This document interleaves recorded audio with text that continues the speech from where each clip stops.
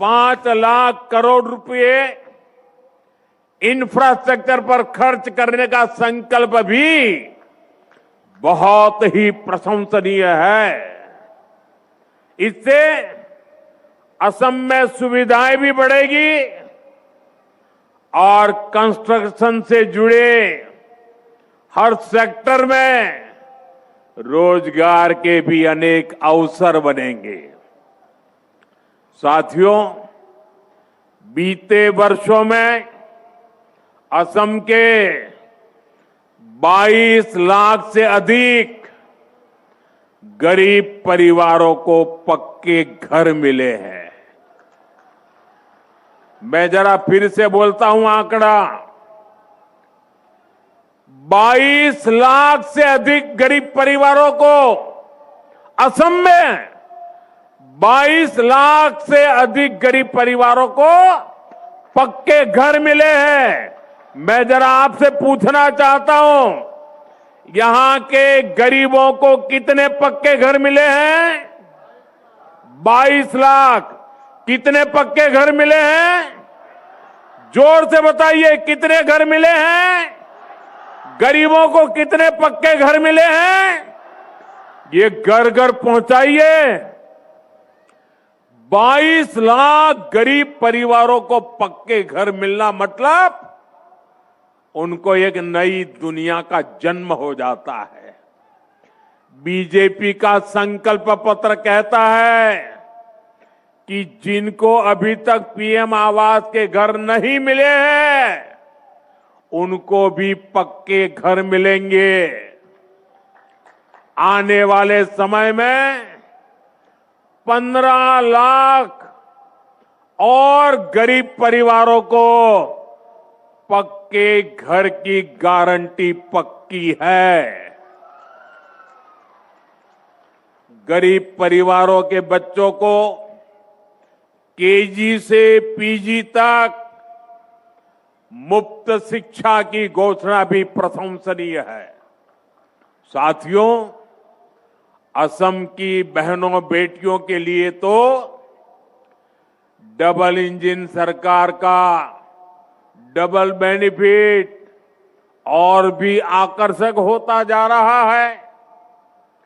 मैं जो आंकड़े बोल रहा हूं याद रखोगे? घर घर बताओगे? हर बूथ में बताओगे?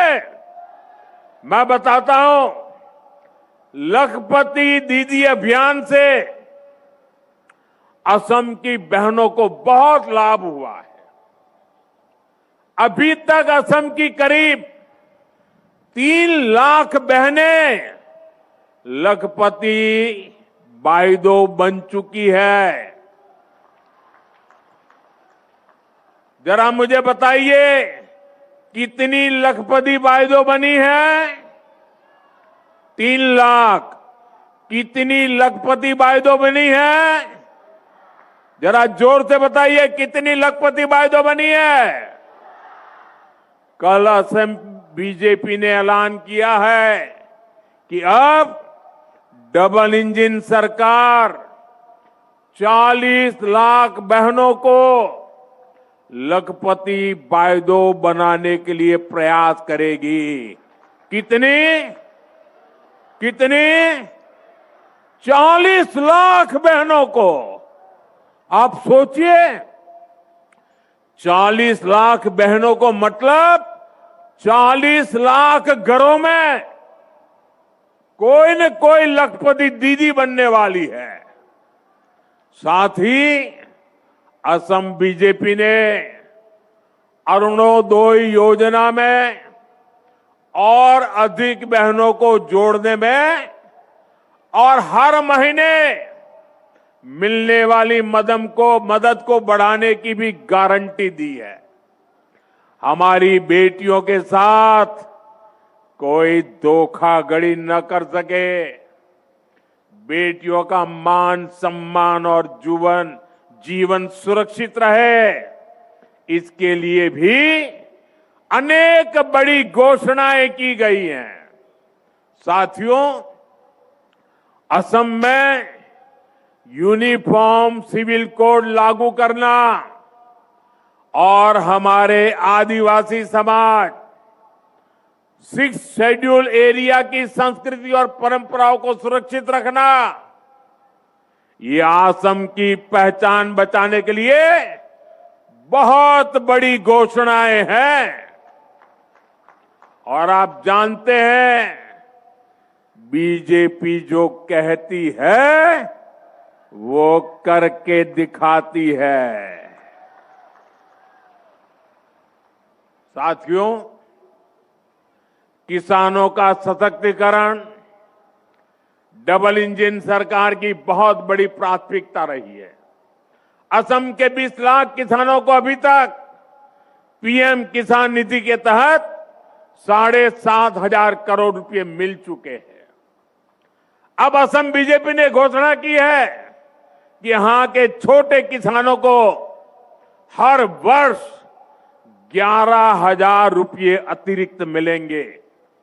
इसके अलावा असम बीजेपी ने ट्रैक्टर, पावर टिलर और गायें खरीदने के लिए बहुत बड़ी मदद देने का ऐलान किया है।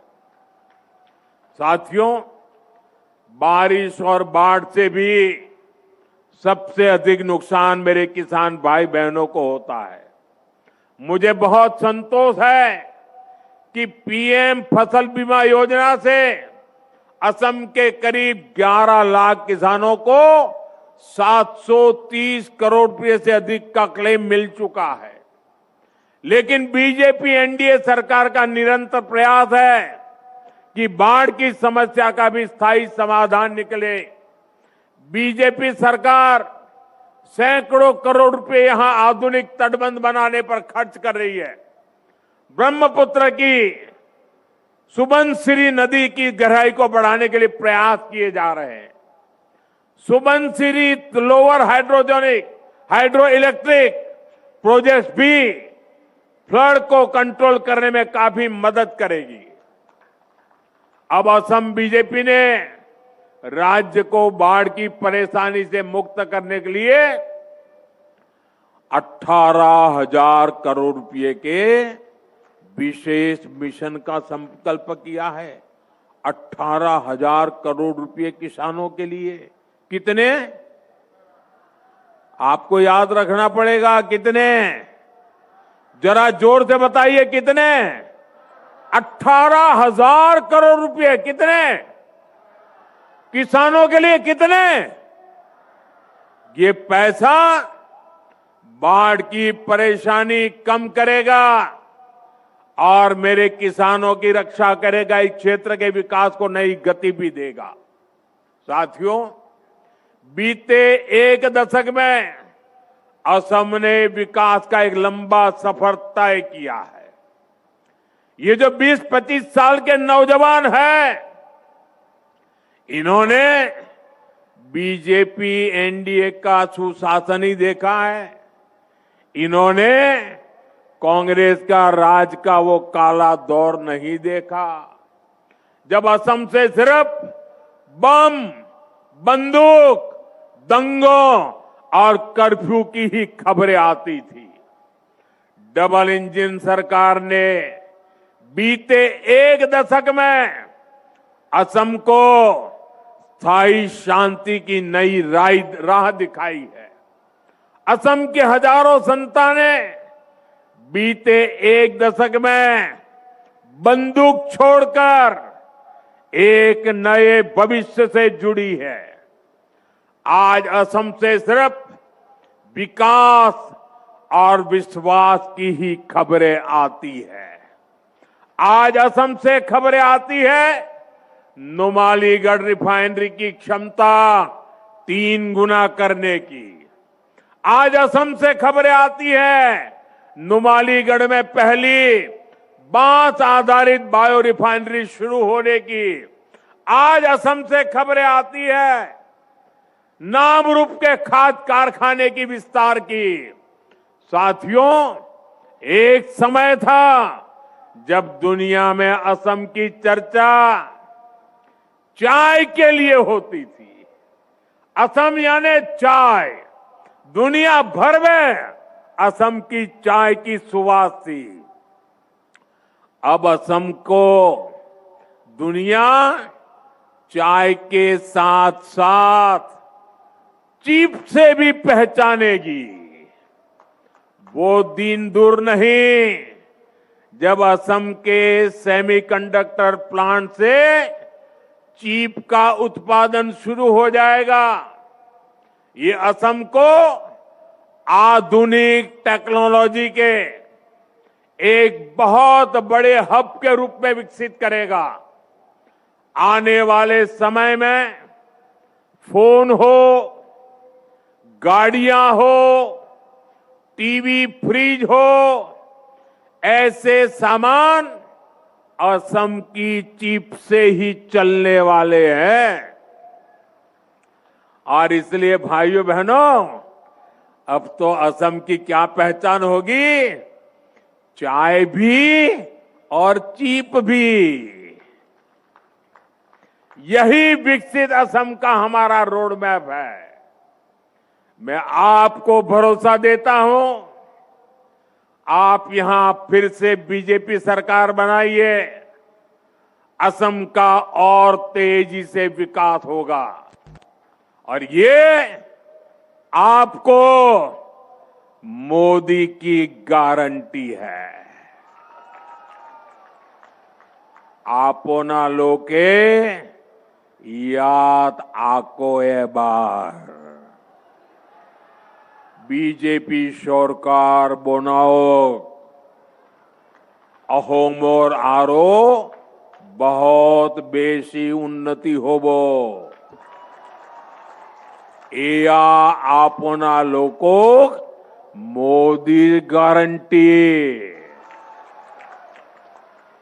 साथियों, असम को प्रकृति ने बहुत कुछ दिया है। असम के पास संसाधनों की कभी कमी नहीं रही है, लेकिन कांग्रेस ने सत्ता के लिए असम के समाज को भी बांटा और ब्रह्मपुत्र के दो किनारों को भी कभी जुड़ने नहीं दिया। कांग्रेस ने 60-65 साल में ब्रह्मपुत्र पर सिर्फ 3 ही पुल बनाए। 60-65 साल में कितने पुल? कितने पुल? कितने पुल? पुलों के अभाव में कितने ही लोगों को हमें खोना पड़ा, कितनी ही पीढ़ियों को मुश्किल से गुजरना पड़ा। डबल इंजन सरकार ने इस पीड़ा को, इस परेशानी को समझा और 10-11 वर्षों में ही ब्रह्मपुत्र पर 5 बड़े ब्रिज पूरे किए। कितने? कितने? 5 बड़े ब्रिज। 65 साल में 3, 11 साल में 5। बड़ा काम हुआ कि नहीं हुआ? और सभी 5 बड़े पुलों पर काम तेजी से चल रहा है। आज बोगीबिल ब्रिज और भूपेन हजारिका सेतु ने उत्तरी असम सहित पूरे नॉर्थ ईस्ट के जीवन को बदल दिया है। कांग्रेस रहती तो ये ब्रिज आज भी पूरे नहीं हो पाते। इसलिए तो आज हर कोई यही कह रहा है, असम को आधुनिक इंफ्रास्ट्रक्चर अगर कोई पार्टी दे सकती है तो वो बीजेपी है, एनडीए है। अहोमोग जोदी आधुनिक इंफ्रास्ट्रक्चर कोनोबा पार्टीए दीबो पारे तेंते है पार्टी होय छे बीजेपी, एनडीए। साथियों, कांग्रेस के लिए हमेशा पावर पॉलिटिक्स और अपना परिवारी फर्स्ट रहा है।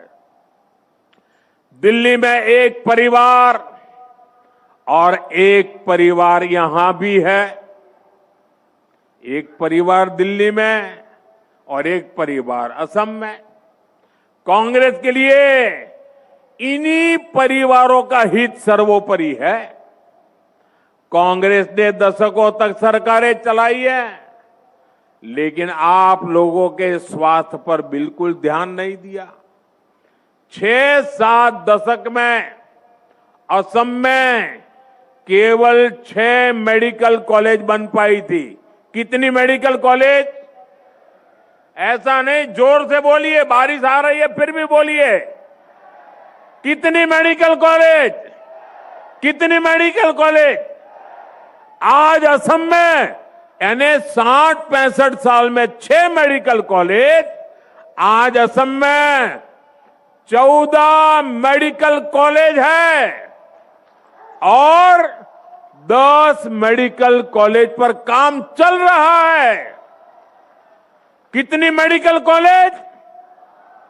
14 और 10 बन रही है, 24 हो जाएगी। उन्होंने 65 साल में 6 बनाई, हम 11-12 साल में 24 मेडिकल कॉलेज। इसमें एक मेडिकल कॉलेज यहीं धेमाजी में भी बन रहा है। इतना ही नहीं, आज असम में एम्स भी है। इसी तरह असम में इंजीनियरिंग कॉलेज की संख्या 7 हो गई है और पॉलिटेक्निक कॉलेज 10 से बढ़कर 26 हो चुके हैं। यहां गोगामुख में ही एग्रीकल्चर रिसर्च इंस्टीट्यूट का शिलान्यास और धेमाजी इंजीनियरिंग कॉलेज का लोकार्पण करने का अवसर तो आपने मुझे ही दिया था।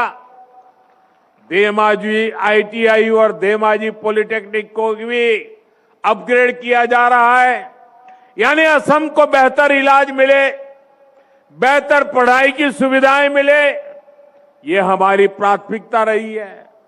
इससे गरीब हो या मिडिल क्लास, सबका जीवन बेहतर होता है।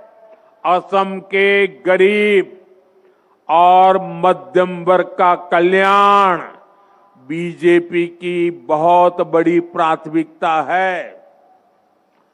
अहो मोर दुखिया आरो मध्योवित्तो श्रेणीर उन्नति कोरा तो बीजेपी मूल प्राथमिकता। साथियों, आपने कांग्रेस के कुशासन से असम को मुक्त किया है, लेकिन आपको बहुत सतर्क रहना है। कांग्रेस अब एक अलग ही खेल खेलने में जुटी है। असम कांग्रेस के नेता एक खतरनाक कानून बनाने की बात कर रहे हैं। आखिर ये खतरनाक कानून क्या है? आज असम की जनता के सामने कांग्रेस की इस चाल का पर्दाफाश करना चाहता हूं। साथियों, 2014 के चुनाव से पहले कांग्रेस की केंद्र सरकार ने एक कम्युनल वायलेंस कानून बनाने का प्रयास किया था। इसका मकसद था अपने पक्के वोट बैंक का तुष्टीकरण। इस बिल में बहुसंख्यकों को दंगे के लिए जिम्मेदार माना गया था। बहुसंख्यक लोग गुनहगार माने गए थे और धार्मिक अल्पसंख्यकों को हमेशा के लिए पीड़ित माना गया था। ये बिल अपने आप में सांप्रदायिक था, इसलिए बीजेपी एनडीए ने संसद में ये कानून नहीं बनने दिया। जी भर के हम लड़ाई लड़े। ये कानून अगर बन जाता और कांग्रेस की सरकार अगर बनी रहती तो देश के बहुसंख्यक समाज का कितना शोषण होता, इसकी आप कल्पना कर सकते हैं। बाबा साहब आंबेडकर ने जो संविधान बनाया, उस संविधान के पीठ में छुरा भोंकने का एक खेल चल रहा था। साथियों, अब 12 साल बाद कांग्रेस यहां असम में भी उसी तरह का कानून बनाने की घोषणा कर रही है। और ये कोई मेरा आरोप नहीं है, खुद कांग्रेस के नेता खुलेआम ये घोषणाएं कर रहे हैं। ये एकदम साफ है कि कांग्रेस अब सत्ता पाने के लिए कुछ भी कर सकती है। अब तो मुस्लिम लीगी माओवादी कांग्रेस बन चुकी है। आजादी से पहले मुस्लिम लीग ने देश को बांटने का खेल खेला, वही काम आज कांग्रेस कर रही है। साथियों, आज कांग्रेस घुसपैठ और घुसपैठियों को भी खुला समर्थन दे रही है। पहले कांग्रेस असम में घुसपैठियों को खुली छूट देती थी, यहां किसानों और आदिवासियों की जमीन पर कब्जे करने दिए। अब जब बीजेपी एनडीए सरकार इस अवैध कब्जे को हटा रही है, तो कांग्रेस इस पर भी बवाल कर रही है। साथियों, कांग्रेस असम में विदेशियों को बसाना चाहती है, असम की मूल संतानों को अल्पसंख्यक बनाना चाहती है। असम के अनेक जिलों में ये संकट हम सभी देख रहे हैं। बीजेपी एनडीए सरकार किसानों, आदिवासियों और हमारे जंगल की जमीन को घुसपैठियों के कब्जे में नहीं रहने देगा। अवैध कब्जे के खिलाफ बीजेपी एनडीए सरकार की कार्रवाई जारी रहेगी। असमिया शान और पहचान बनी रहेगी, ये मोदी की गारंटी है। साथियों, बीजेपी एनडीए सरकार का मंत्र है नागरिक देवो भव। जो किसी भी कारण से विकास में पीछे छूट गया है, उसके आगे लाना ये हमारी प्राथमिकता है। इसी भाव के साथ हमारी सरकार ट्राइबल समाज के वेलफेयर और विकास के लिए काम कर रही है। लेकिन कांग्रेस ट्राइबल समाज के अपमान का भी कोई मौका नहीं छोड़ती है। यहां मिसिंग जनजातीय समाज को भी दशकों तक कांग्रेस की उपेक्षा का सामना करना पड़ा है। यह हमारी सरकार है जिसने बीते 10 वर्षों में मिसिंग समुदाय के विकास के लिए अनेक कदम उठाए हैं।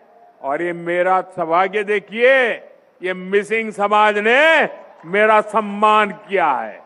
ये मेरे लिए बड़ा गौरव है, ये मेरी भी शान बढ़ा रहा है। मैं मिसिंग समाज के इस प्यार को सर आंखों पे चढ़ाता हूं।